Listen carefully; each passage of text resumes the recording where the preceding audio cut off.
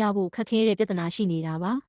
ကျမရဲ့ကိုဝင်ဆောင်ထားရတဲ့ဘိုက်ကလေးကိုကြည့်ပြီးသူပထမဆုံးပြောလိုက်တဲ့စကားကကလေးကိုဖျက်ချလိုက်တဲ့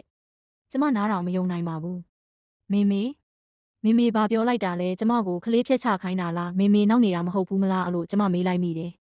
ခင်ပွန်းရဲ့အမကအခုလင်မယားကွာရှင်းပြက်ဆဲပြီးကလေးလူနေကြတာပါ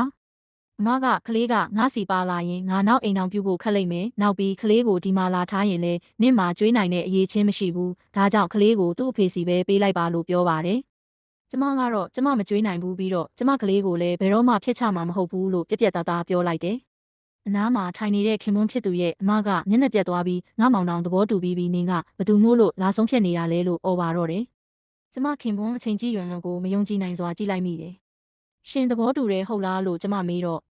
သူကကျမလက်ကိုဆွဲပြီးမေကမင်းအတွက်စေတနာနဲ့ပြောတာပါမင်းကလေးမမွေးဘူးသေးတော့အမရဲ့ကလေးကိုအရင်ထိန်းရင်မိခင်စိတ်ကိုလေ့ကျင့်ထားဖို့နားထောင်စမ်းပါလို့ချော့ပါတယ်။ကျမဒေါသတွေထွက်လွန်းလို့တကူလုံးတုန်နေမိတယ်။ချိန်ကြည့်ရွယ်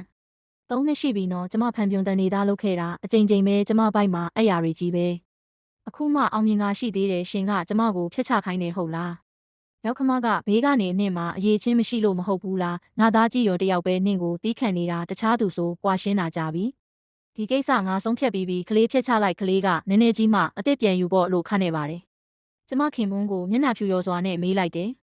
ရှင်လည်းအဲ့ဒီလိုပဲတွေးနေတာလားသူကကျမကိုဖတ်ပြီးတိုးလေးပြောတယ်ဒါကတနေသားအားနေသေးတာပဲတခါအောင်မြင်ရင်ဒုတိယအကြိမ်လဲအောင်မြင်မှာပေါ့မေစကားနားထောင်လိုက်ပါကျမသူ့ကိုစိတ်ပြက်စွာနဲ့ကြည့်လိုက်မိတယ်သူတကယ်မသိတာလားတကယ်တော့မြုံနေတာကသူပါ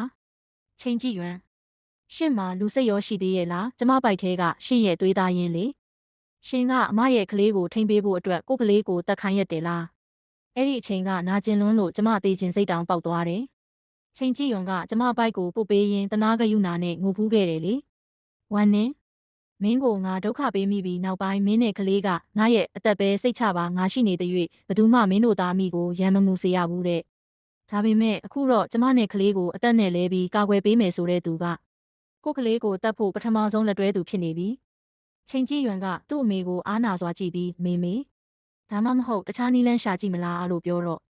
အမေကဘာတွေတွေးနေတာလဲကလေးကိုဘသူစီသွားအပ်မှာလဲဒီနေ့အကုန်ဖျက်ချရမယ်လို့អော်ပါတော့တယ်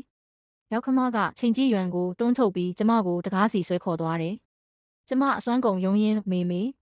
ဒီကလေးကမေရဲ့မြေးရင်းလေလို့អော်မိတယ်။နင့်မှာကလေးမရှိရဘူးလို့ငါမပြောဘူး။အမရဲ့ကလေးတက္ကသိုလ်တက်ပြီးမှနင်ဘယ်နှယောက်ယူငါမတားဘူး။ဒါပေမဲ့အခုကိုဝင်ကိုတော့ဖျက်ရမယ်။ကျမအသက်28ရှိပြီအမကလေးကအခုမှ4နှစ်ပဲရှိသေးတာသူတက္ကသိုလ်တက်ဖို့ဆိုတာနောက်ထပ်2နှစ်ဆက်လို့သေးတယ်။အဲ့ဒီအချိန်ကျကျမအသက်50ရှိပြီဘလို့လုတ်ကလေးမွေးနိုင်တော့မှလဲ။